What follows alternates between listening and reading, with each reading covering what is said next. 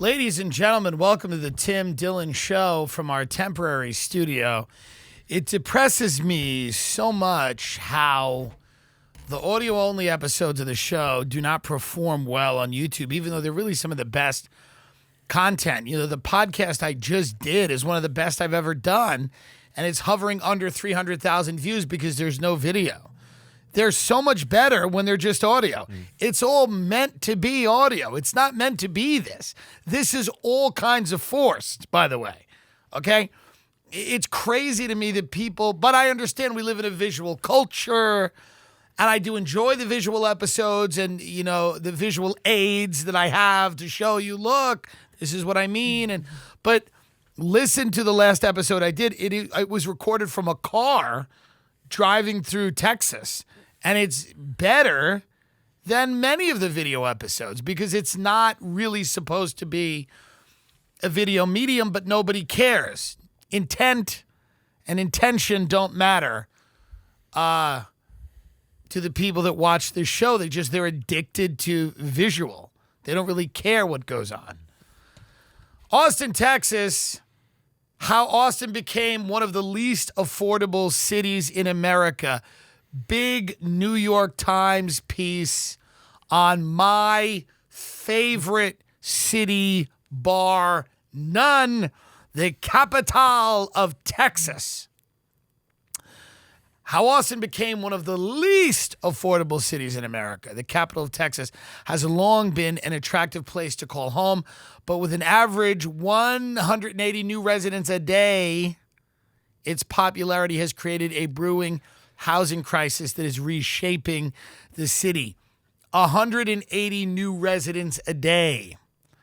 60 of them comedians. 180. That's wild. How many? 200 people a day moving to Austin, Texas. Why? No one knows, but they're coming. Over the last few years, in one of the fastest growing cities in America, change has come at a feverish pace to the capital of Texas. With churches demolished, mobile home parks razed, and neighborhood haunts replaced with trendy restaurants and luxury apartment complexes. It's a big gentrification project, is what's going on. The transformation has perhaps been most acutely felt across East Austin and the neighborhood of Montopolis, a 2.5 square mile patch southeast of downtown, where unobstructed views of the ever-expanding skyline have made the historically black and Latino neighborhood a sought-after community. Well, you know who's coming. White people are coming.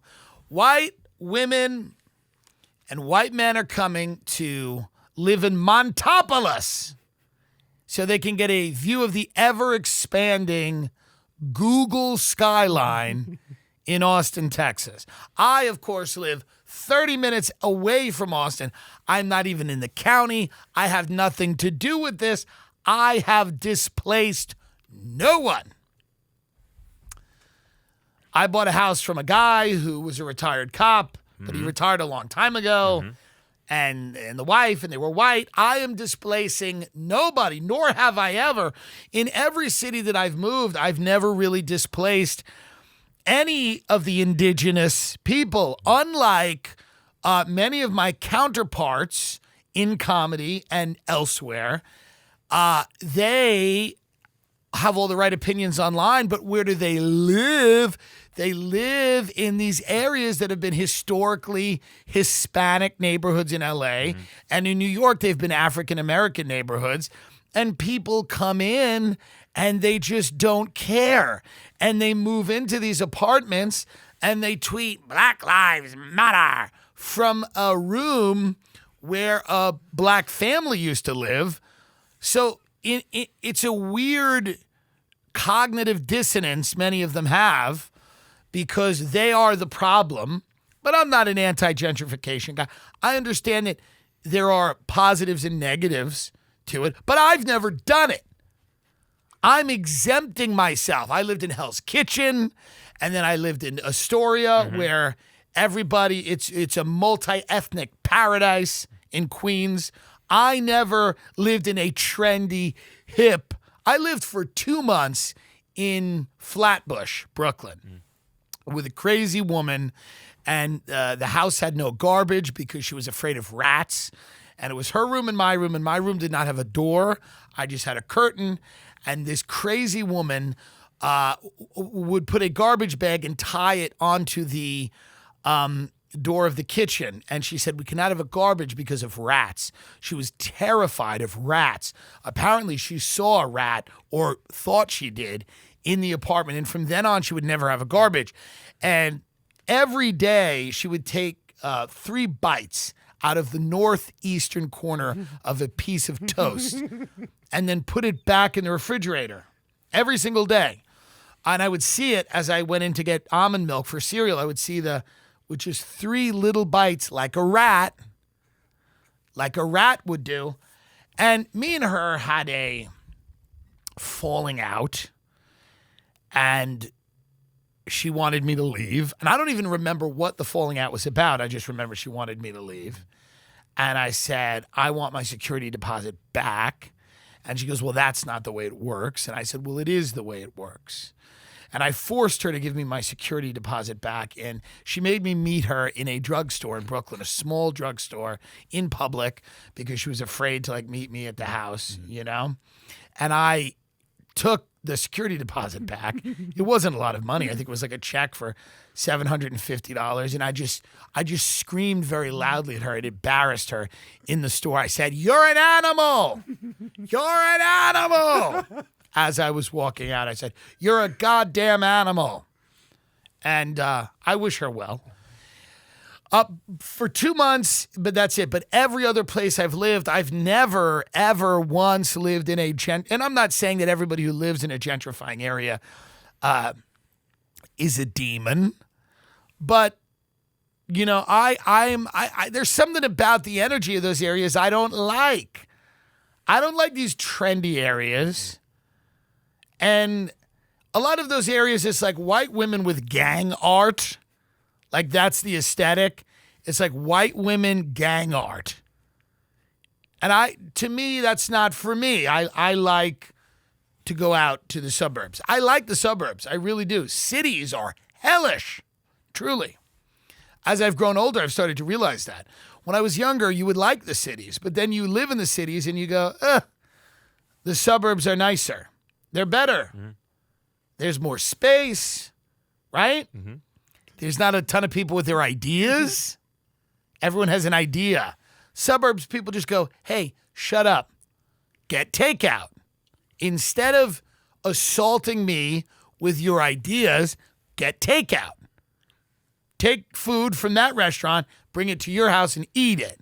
So when you feel like talking about the things you believe in, stuff it down with food. So when something is about to come out, like, well, you know what I really... Put a calzone in there, stuff it back down. That's what I like about the suburbs, as opposed to the cities where everybody is tripping over each other to let you know all the things they figured out. They figured it all out. That's why they have 3 roommates, and they get high, and they're 40, but they figured it out in the cities. And you know what's coming now?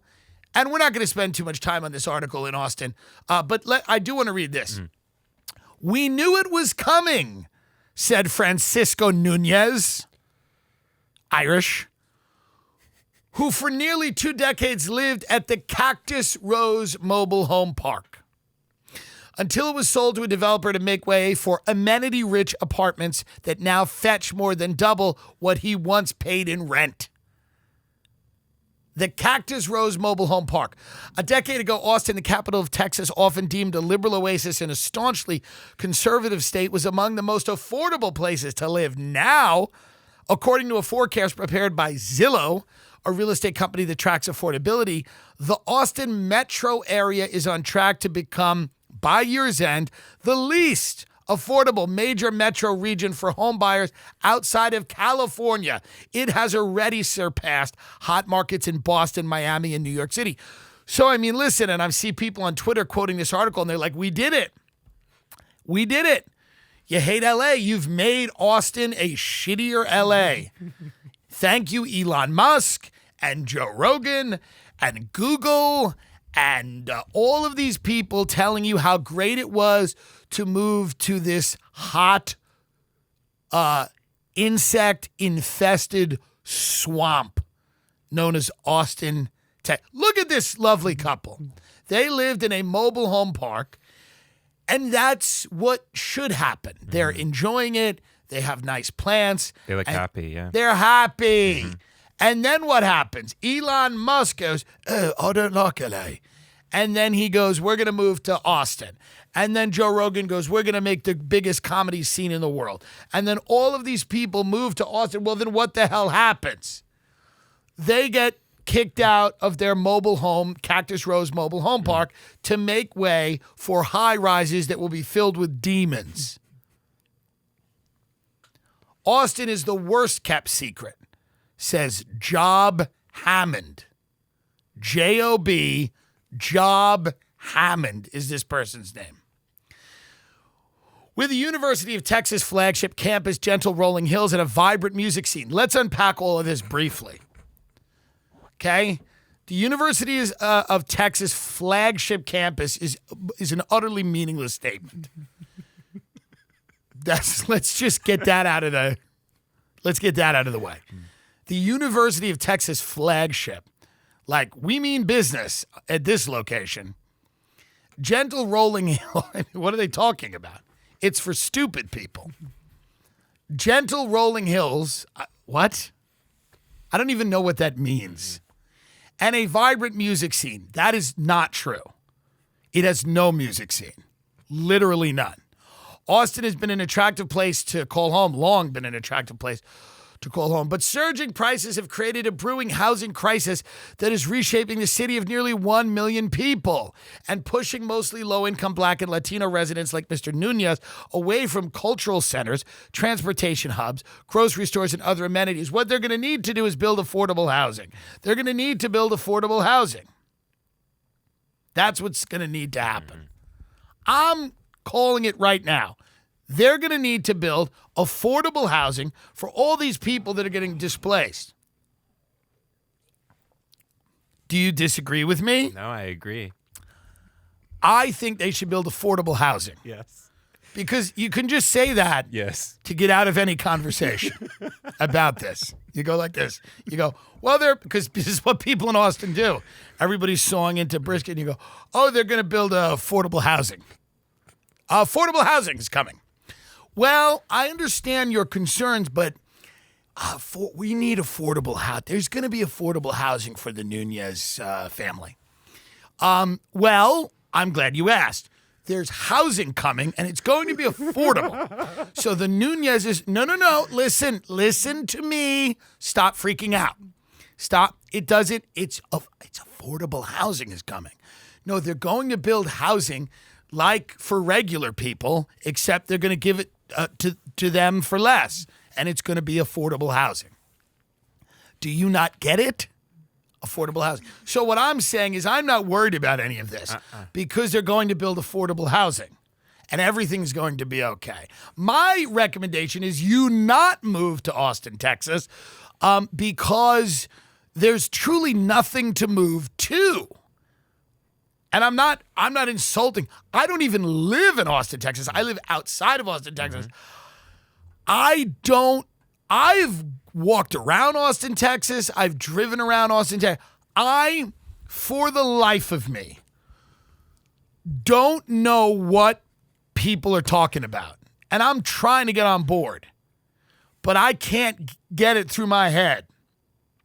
I don't know what they mean about the vibrant music scene, and the only thing they've got is shootings. If you like shootings, if you're into shootings, do you like shootings? Google Austin, Texas shooting. They love shootings.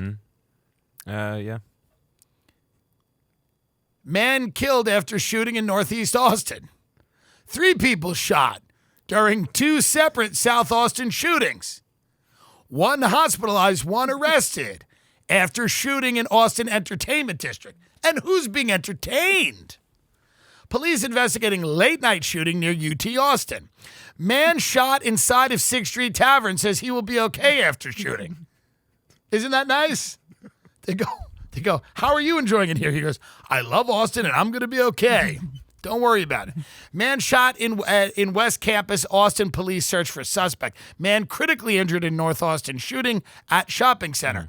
From Soros to unions, the left poured major money into effort to defeat Austin's police staffing proposition.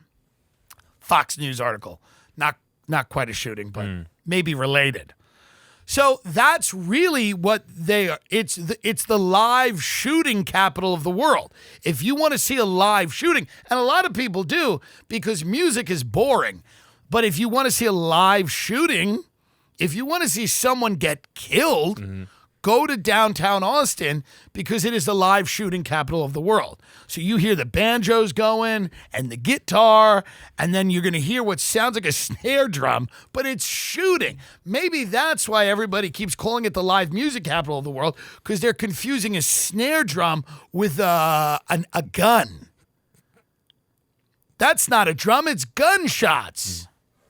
Who's this? Why are we looking him up? He was a famous, one of the most famous mass shootings was at the University of Texas. They got started early. No. Charles Whitman, he had the tumor in his head, and he was sniping people from the clock tower on campus. So they have a long history here. We need him back. Well, let's get out of here. Everybody needs a VPN. Everybody. The government's trying to kill you. Everybody's trying to market you things. It's better to make sure that you control who can see your information online. Anybody can hack you. A smart 12-year-old could do it. Your data is valuable. They can make $1,000 per person selling personal info on the dark web. Why use ExpressVPN? There's an encrypted tunnel. It creates a secure encrypted tunnel between you and your device and the internet. Hackers cannot steal your sensitive data. It's super secure, okay? It would take a hacker with a supercomputer over 1 billion years to get past ExpressVPN's encryption. It's easy to use. Fire up the app and click one button to get protected. Works on all devices, phones, laptops, tablets, and more, so you can stay secure on the go. You use it all the time. It's so important for us. I would never not use it anymore. Because if you don't use it, the people they're going to come and get you. So I think it's good to have it to prevent people from stealing your information. And then really, what's to stop them from finding out where you live and coming and getting you? It's true. It is true. ExpressVPN.com. EXPRESSVPN.com/Tim Dillon. You get 3 extra months free. Are you kidding me? ExpressVPN.com/Tim Dillon. 3 months free. ExpressVPN.com/Tim Dillon. We need a way to secure and protect our online activity. I love Raycon wireless earbuds. I wireless earbuds, the other ones, no one likes them. And Raycon is the last of a lot of people are switching back to wires, but the wireless Raycons are still cool. They come in a bunch of different colors. Everybody loves them. They're less than half the cost of other earbuds.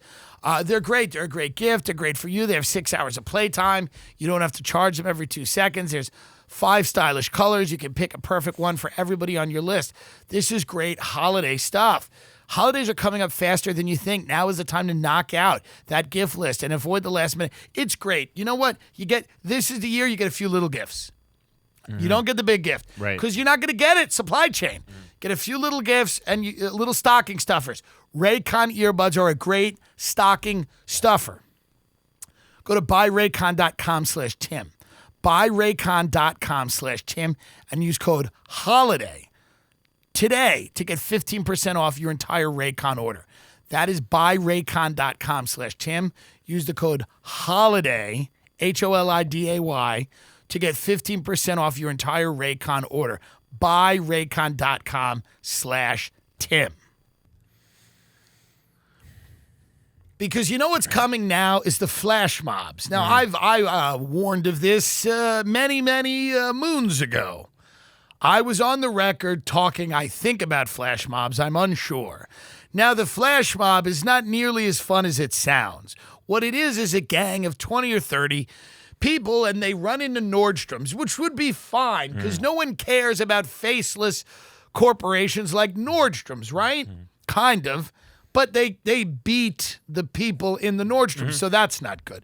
So the flash mobs come in, and they're not, a lot of people try to make them out to be like fun, theatrical events where people are just kind of like striking a death blow to capitalism by grabbing a few handbags. But they're beating the people at Nordstrom's. They're attacking them. They're hurting security guards. They're hurting people that work at Nordstrom's. It's not good. And Seth Rogen thinks it's good. Seth Rogen thinks it's good. And Seth Rogen, do you know what he did recently? Seth Rogen drove a few people over to Casey Neistat's house to rob his car. Seth Rogen is facing backlash after downplaying YouTuber Casey Neistat's experience with car theft. Casey Neistat has children. He had a piñata or something in the back of his car. Something like that, yeah. Party favors, decorations. I believe so, yeah. All right. So somebody robbed them. Yeah, here, I got the thread right here. And Casey was unhappy. And he tweeted, so our cars got robbed this morning because Los Angeles is a crime-riddled third world shithole of a city. Well, that's a lot, but hey. He goes, but tremendous appreciation and gratitude to the hardworking officers at LAPD West, who not only arrested the motherfucker, but they got all of our stolen goods back. So that's Casey Neistat taking the terribly popular position of calling out LA for being crime-ridden and then also saying, hey, thanks to the cops, which a lot of people do not love. Hey, thanks to the cops. And then Seth Rogen says, dude, I've lived here for 20 years. You're nuts. Haha. It's lovely here. Don't leave anything valuable in your car, in it. It's called living in a big city. So Seth Rogen's whole point is like, hey, man, relax. And Casey goes, I can still be mad, though, right? I feel so violated.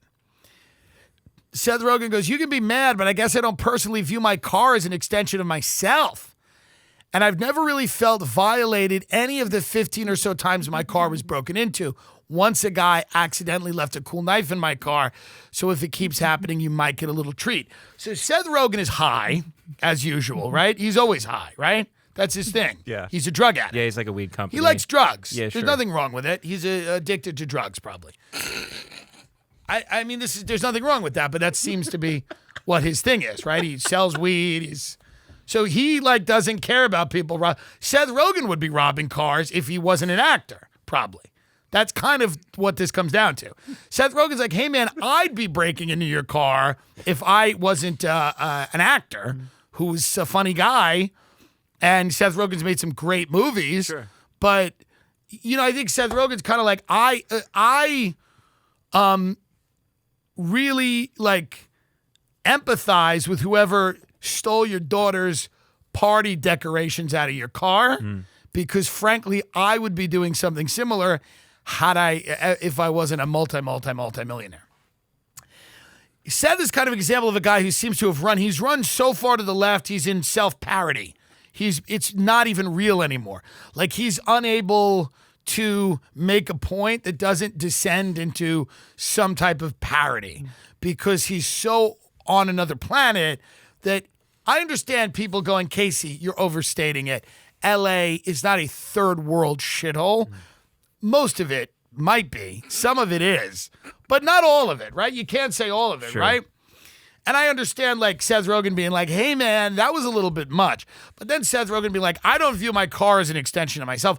Well, what if someone put a gun to your head and made you get out of it? And they stole it. Because here's the deal. Seth Rogen doesn't need to view his car as an extension of himself because he's rich. See, rich people don't care about cars because they can get new ones. They can, have a driver pick them up. It doesn't really matter. But if all you owned is a car, now certain people, all they own, now this may surprise Seth Rogen. I'm sure it wouldn't. I'm sure he knows. But all certain people own is a car. Now, Casey Neistat is not one of those people. He owns more than, this is why it's tough, right? Yeah, sure. It's tough. It's like the comics who are commenting on me and Michael Che. It's like two guys with a lot of money upset at each other, and then some guy eating rats being like, one day he's going to win. It's some people just have a car. So when your car is broken into, to some people, it's not nothing. It's something. I remember when all I had was my car and I would do cocaine and get in accidents. And it's upsetting when you are coked out of your face and drunk and you smash up your car and it's all you own. It's a big deal. So I can only imagine how I would have felt if someone broke into it, because I was devastated when I smashed a total of 5 cars. And that was very sad.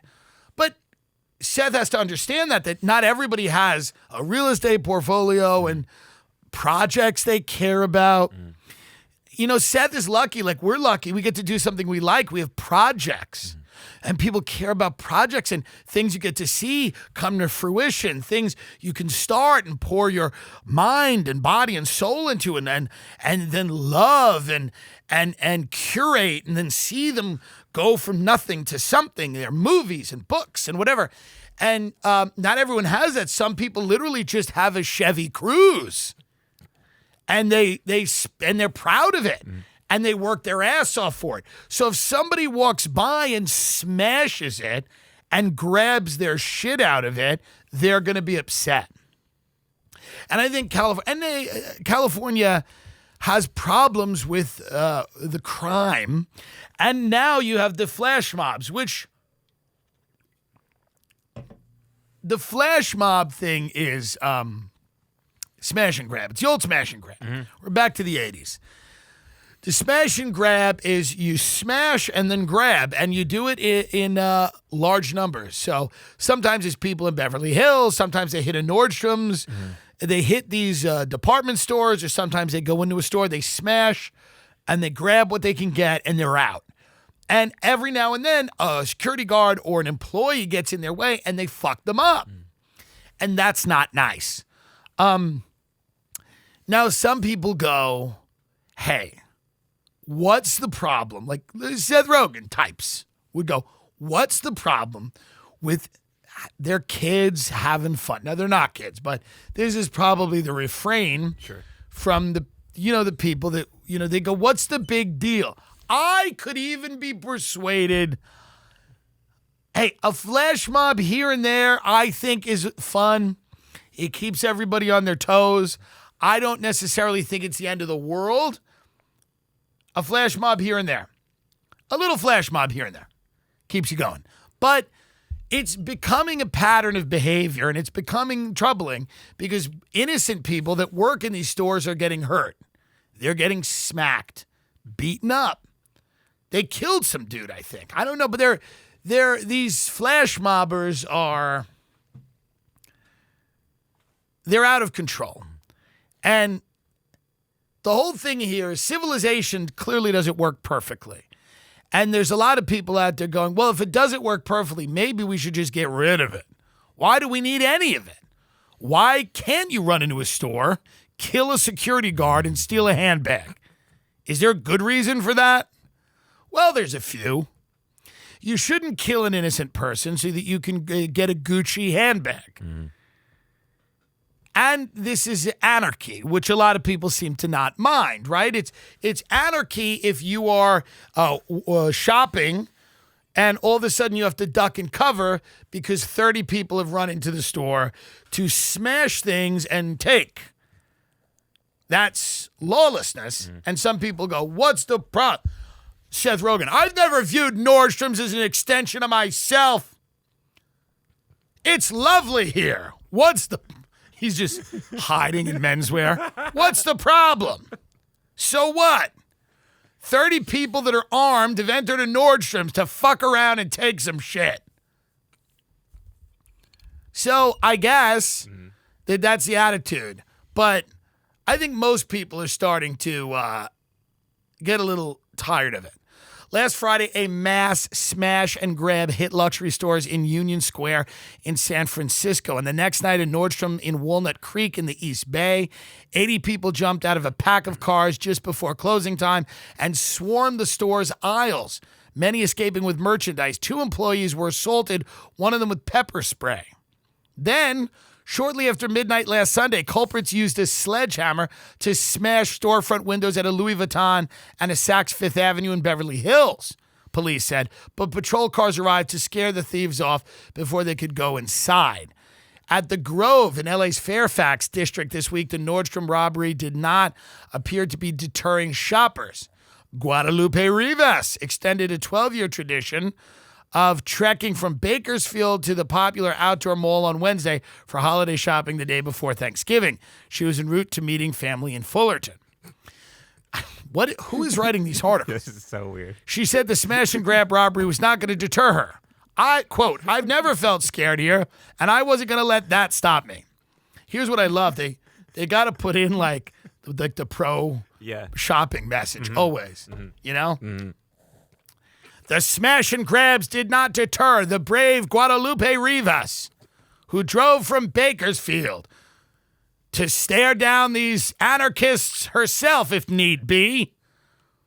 She was going to the Grove. This is her 12-year tradition of going to the Grove and buying shit the day after Thanksgiving. Rivas quipped, I might ask one of them to help me with my bags. She doesn't give a fuck. Hold on, let me read. It said, Rivas shopped at several boutiques and said she felt secure with guards protecting entrances to Nordstrom's and the Apple Store. A pair of LAPD officers were also posted at the police kiosk, and Rivas said, I might ask one of them to help me with my bag. They shoot her immediately. She's like, is there any way we can... She was a flash mob. It was a mob. Oh, the employees were not allowed to comment. Nordstrom employees said they were not allowed to comment about the robbery and referred questions to a corporate spokesman. In a statement, the company said, quote, given recent incidents at two of our stores and incidents across the country, we've been heightening our in-store security presence and implementing additional protective measures. Here's the problem, folks. If the whole attitude is let's get rid of the police, is it fair? By the way, is this advocates of the workers out there? I know, many of you hate watching this. Is it fair to take the police, their job, and give it to the hourly workers at Nordstrom's? Should they be the ones handling this problem? Does that seem fair to you? Saying, let's get rid of the cops. Let's place all the responsibility on these people at Nordstrom's who are getting pepper sprayed and beaten. Because you know what happened? The stimulus is over. The COVID stuff's over. And people are out there and they're excited.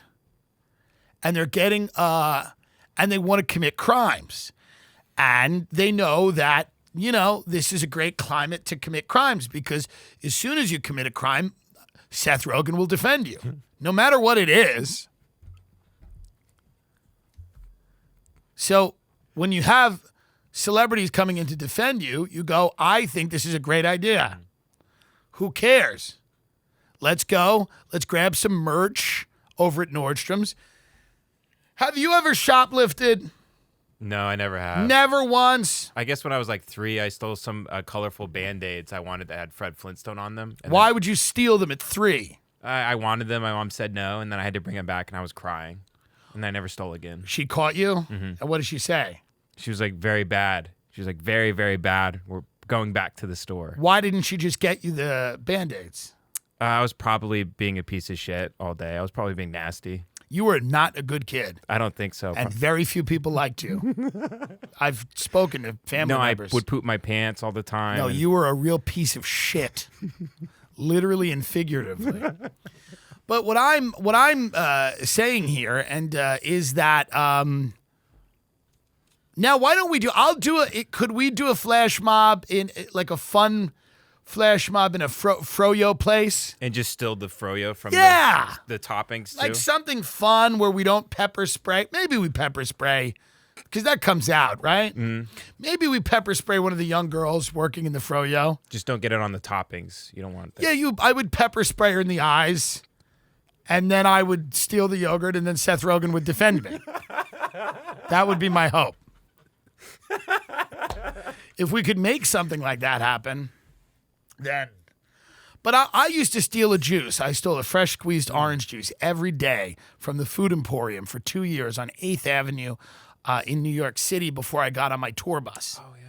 And one day, one of these guys who just got out of jail, who was like a do-gooder, caught me, and he was working at Food Emporium.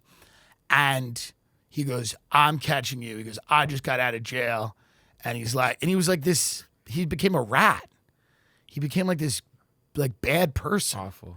Who got out of jail and was now ratting on people. And he hated me, and I hated him. And I stole that, a juice. I would steal a pizza at this place, Suburban Eats, which is a deli in Melville, Long Island, and I'd eat it on the line while I was paying for my sandwich. So every day I'd eat a slice of pizza very quickly, and by the time I got to the cashier, I would only pay for my sandwich because the pizza was gone. So I did little things like that, but I never did a flash mob.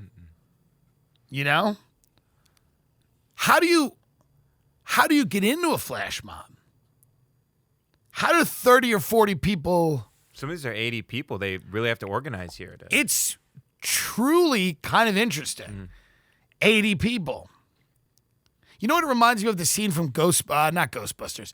The scene from Batman where, you know, Jack Nicholson walks in and they're all with the boom boxes and everything in the restaurant. Well, I'm just saying, if you're going to do a flash mob, think twice about it. Think twice about it because you don't want to hurt an innocent person and you shouldn't steal. It's wrong. Everybody, it's Blue Chew. Fuck Omicron. It's all about Blue Chew. Get the dick hard. Get it moving. Get it. Blue Chew. It is a penis thing. Blue Chew's unique online service that delivers the same active ingredients as Viagra and Cialis, but in a chewable tablets at a fraction of the cost. You can take them anytime, day or night. You can plan ahead. Full or empty stomach, doesn't matter. Blue Chew's medical professionals will approve you online. It is very quick. Their tablets are made in the USA and prepared and shipped direct to your door in a discreet package. I love Blue Chew. We all love it. The best part, it's all done online. No visits to the doctor's office. No awkward conversations. No waiting in line at the pharmacy. Blue Chew's tablets are chewable. You can chew them like a Flintstones chewable. It's fun. It's nostalgic. You can be ready whenever you need to. You could just pop a tablet in no matter when the opportunity arises. Has to be consensual now. Try Blue Chew free when you use our promo code TD at checkout. Just pay $5 shipping. That's BLUECHEW, BlueChew.com, promo code TD to receive your first month free. Visit BlueChew.com, BLUECHEW, chew.com. TD, promo code TD. Keeps, you got to keep your hair.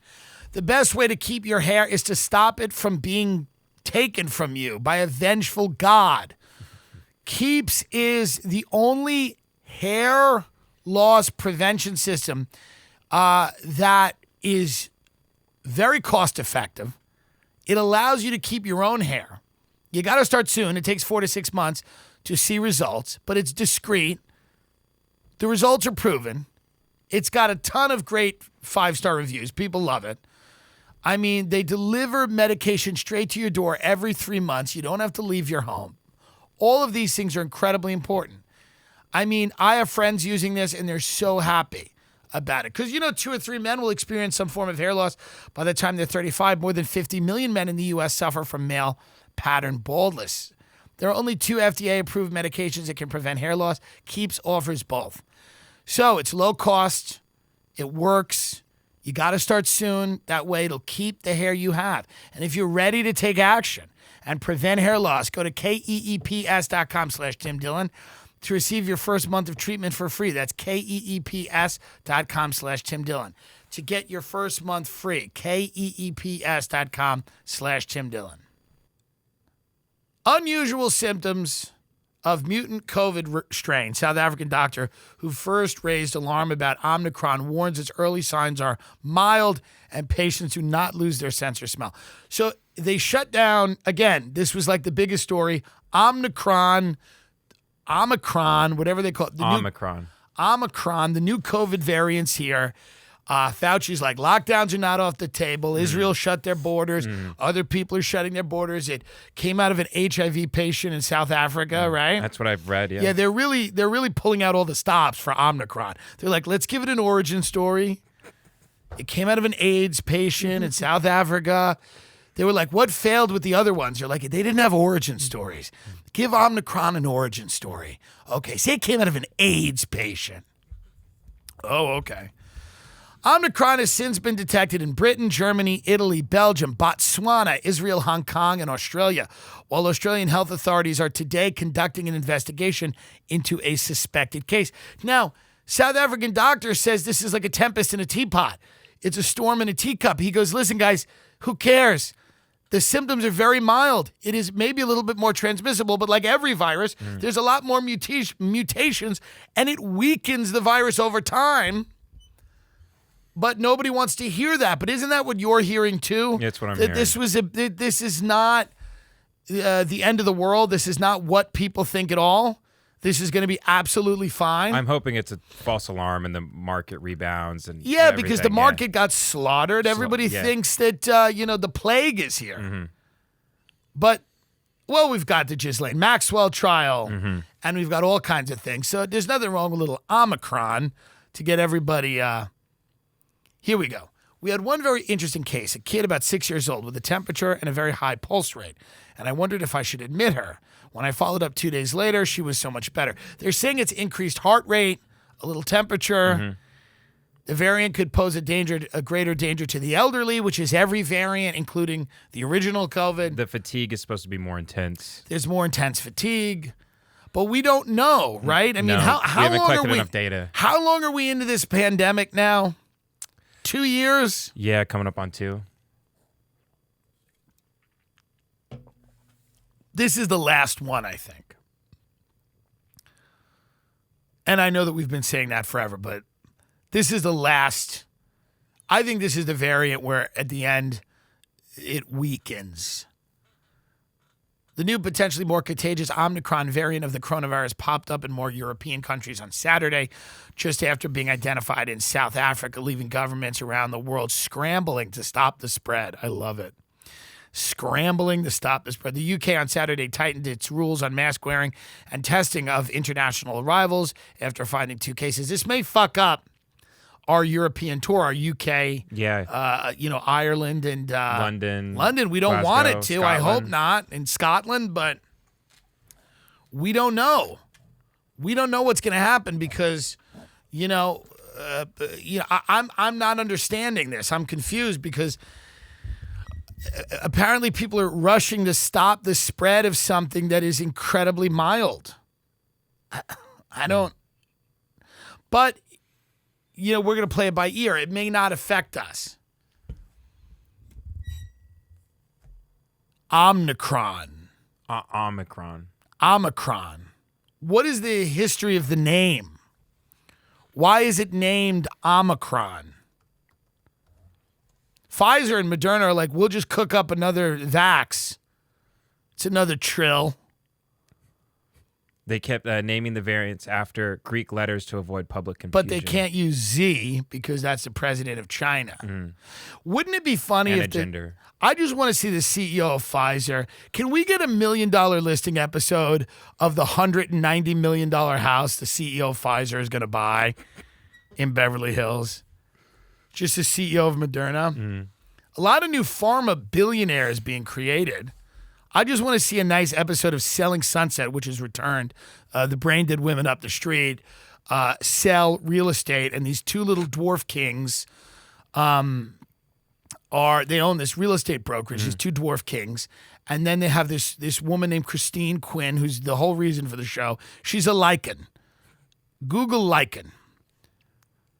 Now, a lichen is a mythological figure, and I think I'm spelling it wrong. Yeah, it's lichen. It's something to do with Thor. Lichen, Thor.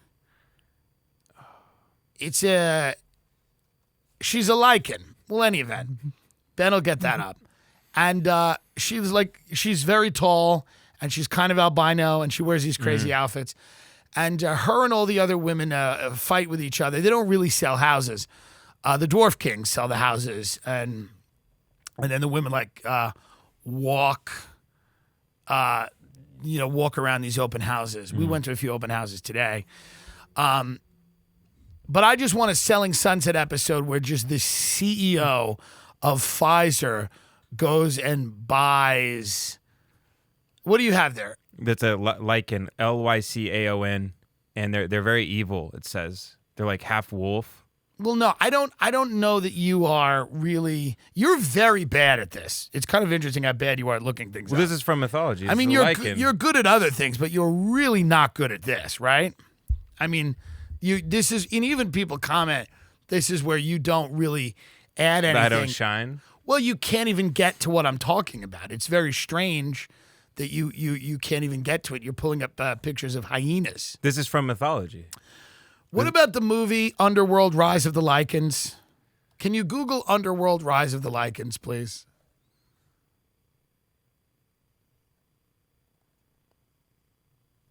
Thank you. Interesting. Do you see what I mean? Mm-hmm. Anyway, the point is, these people, you want to talk about a flash mob. When Moderna and Pfizer, when their CEOs start buying houses, it's going to be wow. And I just hope I get to see it. I hope I get to see it. I hope I'm around and alive to see it. It should be soon, so hopefully I'll be here. Ghislaine Maxwell, they're now saying she could win. How can she win? There are 5 ways. I like that someone has said there are 5 things Ghislaine Maxwell can do to win. 5 ways Ghislaine can win her child trafficking case as her trial gets underway in New York. These are 5 ways. Okay, let's count them down because 5 ways this socialite, 59, she's almost 60, could win her case as she faces up to 80 years in jail on 6 charges, including sex trafficking of a minor.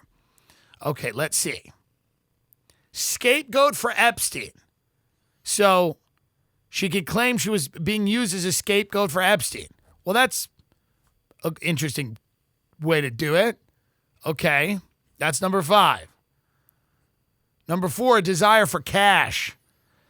According to pretrial court filings, the 4 women who had leveled allegations against Maxwell have received, quote, millions of dollars from a compensation program set up after Epstein's death. They're gold-digging whores. That's what she's going to say.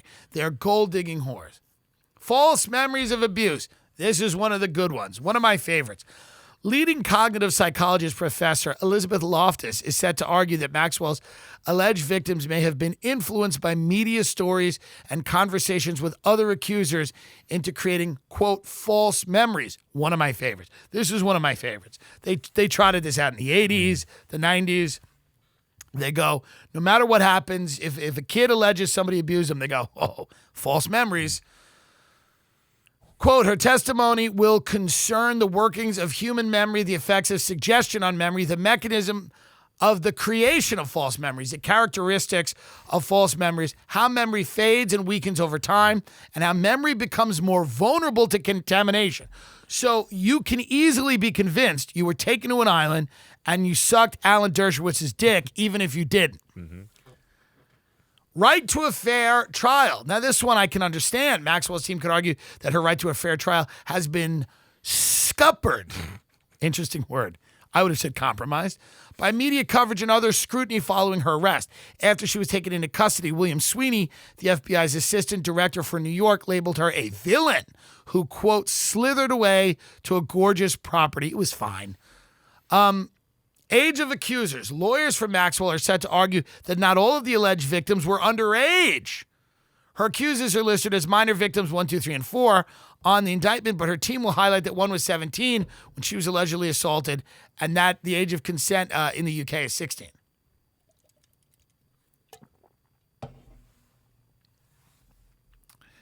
And the age of consent in New Mexico is 16. Well, I still think it's going to be an uphill battle for her. But that's not a bad way to do it. Get out and you say these money-grubbing hoes are trying to get money. Also, they are not telling the truth. They have false memories that were implanted in their heads. I'm being used as a scapegoat. And if all of that fails, she was 17, which I love. That's my favorite. They have false memories. None of this happened. And she was 17. So even if it did happen, who cares? Right. It's not a big deal. We wish her the best. And, how was your Thanksgiving? Was it good? Mine was fine. It was disappointing. I had a bunch of friends over, a few people. The thing is with these families, you got to get a real family because these families that you cobble together of these, it just, it's fine. But you got to get a real family in life, So it was good. But I can't do Thanksgiving with my family, and I don't want to. I have no gumption to do that, and I never will again. I might get my aunt. There's certain people that I would invite separate from other people, but you had a lovely time. Lovely time. Played golf. Out in the woods. Yeah. Good time. Yeah, I mean, that's good. I have no interest, in doing it, but I think I have to just adopt a kid and get married or something because there's not much else to do in life. I mean, we've been relatively successful with the show and, touring and everything like that, but it's really meaningless. And everyone around you is kind of a horrible person. So you just have to get another thing going. And anyone that doesn't have a family is crazy. Anyone that doesn't have a family or that thinks like it's not worthwhile to have a family is kind of crazy. Because these things you cobble together from people, it just doesn't work. You need a family. You need that unit, whether you're gay or straight or whatever you are.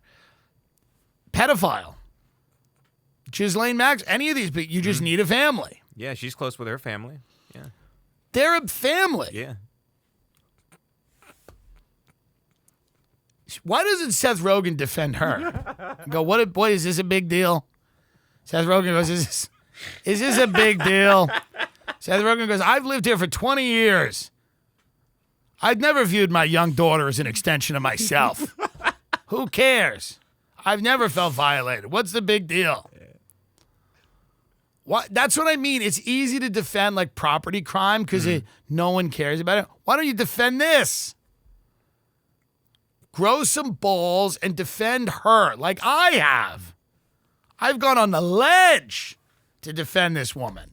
And nobody will back me up. That's what Casey Neistat should have tweeted. He should have tweeted, I feel violated that they broke into my car. And if we're going to live in a lawless society, then free Ghislaine. How about that? I hope everything works out. It's odd. It's been a weird news week. Everything's been kind of dominated by this fake COVID variant that is not doing anything to anyone, and yet seems totally fake. Fauci's on the news now, and again, he's addicted to himself. The thing with Fauci, Anthony Fauci, he's addicted to himself. He's the real pandemic, if you ask me. You know what the real pandemic is, Fauci? Vanity. Vanity's the real pandemic, and I'd like you to pipe down a little bit. Is there no one else that works? Remember, is there no one else that works at like the CDC? Can we get no one else except him? Is he the only czar of coughing that this country has? Is there nobody else that might be a little bit more comforting after 2 years with this guy who's provably lied to us and has some sketchy past with the gain of function research? Like, just from a pure casting point of view, sure. Is there not anyone else? Is there nobody? It's just this guy again. Can you pull up the interview that he just did? Mm-hmm. He just did an interview where he was basically like, yeah, hey. This one on the NBC one, right? Yeah, Meet the Press. Mm-hmm. Joining me now is the director of the National Institute of Allergy and Infectious Diseases. It is Dr. Anthony Fauci, and of course, he's the president's chief advisor on COVID. Dr. Fauci, welcome back to Meet the Press. So, good to be with you, Chuck. I did some calendar math here. He's Delta not even variant impressed. was labeled a variant of concern. Fauci's not even like mildly amused anymore to be on Meet the Press. He wants to be on somewhere bigger. Like Fauci's not thrilled with this. He's like, hey man, fine. Yeah, I'm here. The Sunday chat shows. Yawn. Let's see what Dr. Fauci has to say about Omicron. In May, obviously, it didn't really hit us until mid-July, and of course, we had a terrible surge there for about 2 months. Here we are post-November, so we are already experiencing a surge. Now we have this. Are we headed for a bleak winter here, sir? You know, Chuck, a lot of whether or not we're headed into a bleak or bleaker winter is really going to depend upon what we do. And I think what you're seeing is just the manifestation of what we've been talking about, why it is so important for people to get vaccinated and for those who are fully vaccinated to get boosted.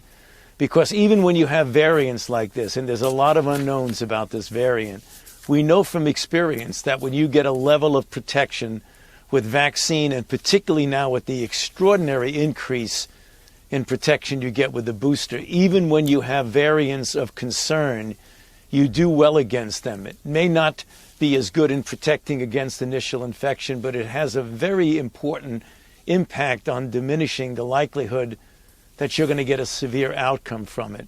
So this is a clarion call, as far as I'm concerned, of saying, let's put aside all of these differences that we have and say, if you're not vaccinated, get vaccinated. If you're fully vaccinated, get boosted, and get the children vaccinated also. We now have time. Thank goodness that the South Africans are really extraordinarily good in what they did. They were completely transparent right from the beginning. We were on the phone getting real-time information from them on Friday. We're going to be talking to them again today. So we have an advantage of this. We have an up on it. We know what's going on. The worst accents in the world, we're getting South African, by the way. The worst accents of any. Ugh. Have you heard a South African accent? Ernie Els, yeah. Ugh, it's the worst. More information in real time. When you diminish or stop or block travel from a particular country, there's a reason for that. It's to give you time to do things. So don't let this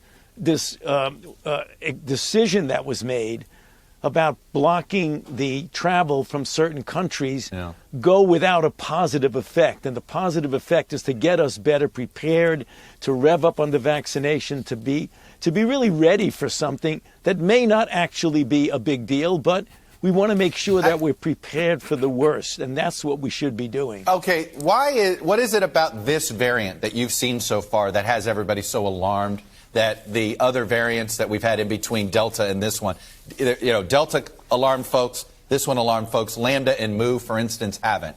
What makes Omicron so concerning to you? Yeah. Well, right now what we have is we have the window into the mutations that are in this new variant. And they are troublesome in the fact that there are about 32 or more variants in that very important spike protein of the virus, which is the business end of the virus. And there's about 10 or more of these mutations that are on that part of the virus. We call it the receptor binding domain, that actually binds to the cells in your nasopharynx and in your lung. In other words, the profile of the mutation strongly suggests that it's going to have an advantage in transmissibility and that it might evade immune protection that you would get, for example, from a monoclonal antibody or from the convalescent serum vaccine, after a person's been infected, and possibly even against some of the vaccine-induced antibodies. Interesting. So it's not necessarily that that's going to happen, but it's a strong indication that we really need to be prepared for that. That, together with the fact that it just kind of exploded in the sense that when you look in South All right. Africa, So we get what the whole thing. The whole thing is like, hey, we don't know. This is the same thing with every variant. They go, we don't know if the vaccines are going to work, but get the vaccines. But we don't know if they're going to work, but they might. And it's everybody's best guess, right? And it's called Omicron, and it's coming to a theater near you. And there's not much anybody knows. They kind of, I'm sure they go around in circles for the rest of the interview. Right. Like I said, I lack the expertise in virology to know anything about the new variant. From the doctors in South Africa, they have said they are noticing extremely mild illness and that there's not a really crazy cause for concern, as opposed to everybody else. It's like shutting the borders and like, dun, dun, dun, Omicron. So there does seem to be a little messaging snafu between the doctors going, yeah, we don't even understand what's going on. And then people going, hey, this has got 32 mutations of the spike protein. It could have evaded the vaccines. It could evade the monoclonal antibody. And we don't know. Maybe it will. I don't know. But then you have people in South Africa going, so far we've seen very mild cases. And so I don't know what to do. We just hope the tour doesn't get hampered outside of the United States of America. The doctors are saying the symptoms are mild. But I say, let's do a state of emergency first, like the governor of New York, Kathy Hochul. Shut it down. I'm ready for people yell at me when I say this, but I'm ready for a sabbatical. I'm ready to do a month or two in the desert. Shut it down. Shut it down. Flash mob. Let's do flash mobs. Shut it down. Flash mobs. I don't understand the problem with taking a month or two of not working. The supply chain's fucked anyway. Nothing's coming in. Yeah. You can't go buy a couch. They'll straight up tell you it's going to take a year. You're out of your lease at that point. What the fuck's the point? Take a month or two. Let's shut it down. Omicron. Flash mobs. Flash mobs for a few months. Get 80 of your friends and start knocking over Nordstroms for a few months. Better safe than sorry. Omicron. Flash mobs. Canada's Indigenous health expert Carrie Barassa loses job in ancestry. Claims proven false. And this is something that a lot of people have sent me. It's very funny. What did she claim to be? Native American. And what was she? Russian. And how did they find that out? She took a test, I believe. Yeah. Well, you win some and you lose some.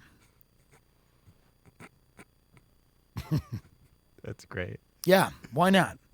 You win some, you lose some. And she lost. Yeah, she said her name was like Morningstar Bear. Yep. She's on Bear Clan. She said her name was Morningstar Bear. Swear to God, right here. In 2019. She's a follower of Owen Benjamin. It's interesting. But this might have nothing to do with Native Americans. Yeah, maybe you're right. I don't know what's going on. Take her out and kill her. Why don't you prove a point? Take her out and put a gun to the head. Kill her. Kill her. Let the Omicron get her. Don't vaccinate her. Omicron. Flash mobs. I'm very excited that we're 2 years after into the pandemic. We're now entering the Omicron flash mob part of this disease, which is perfect and beautiful. A scary sounding variant accompanied with 30 or 40 people pepper spraying Nordstrom's employees, banging their heads off the walls and grabbing handbags. Who said we were going to come out of this stronger? Because they were right. They were correct. We came out of it much stronger. We came out of it 80 people strong, pulling up outside the mall, about to bang your head against a wall to grab a handbag. Omicron. Flash mobs. I can't get upset about it. I just have to move. I just have to go on and quote, "My name is Morningstar Bear," she said tearfully as the crowd cheered. "I'm Bear Clan. I'm Anishinaabe Metis from Treaty 4 territory," she proclaimed as she described an impoverished childhood beset by violence. And she's in full tribal regalia in this. Of course. Great! She had a feather in her hair the whole thing. Of course she did.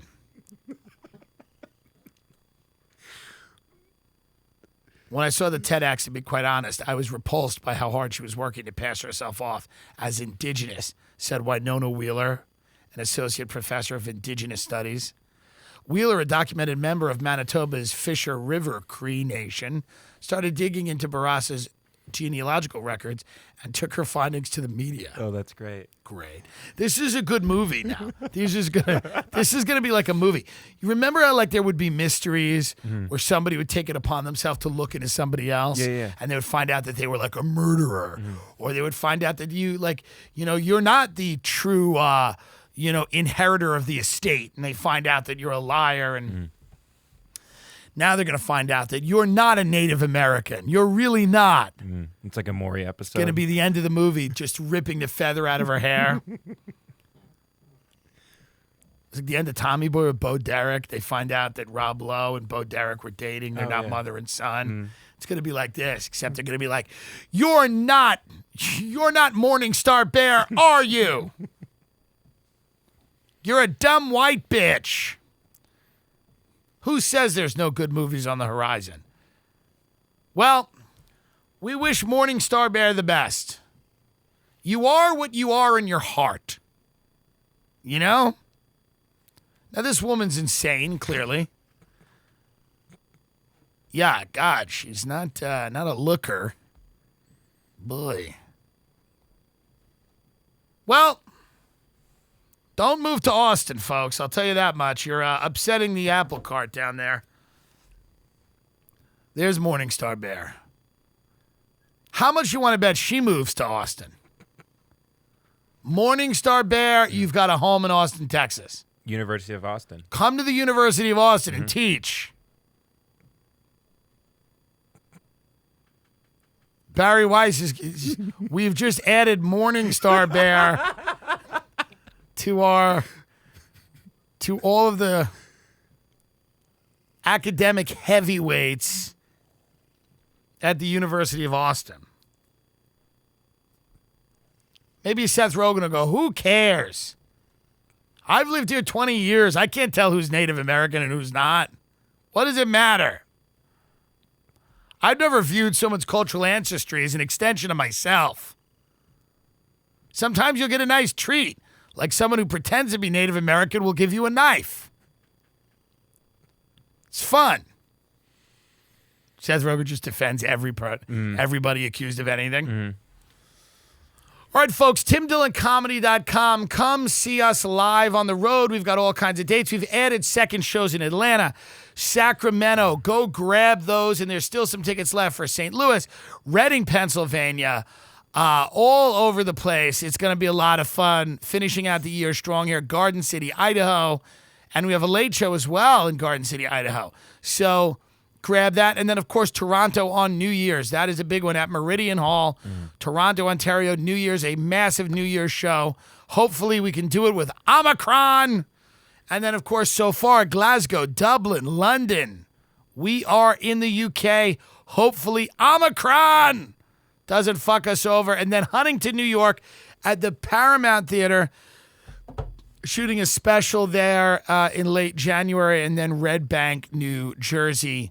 So TimDillonComedy.com for live tickets. Thank you so much. Omicron, Flashmobs, Morningstar Bear.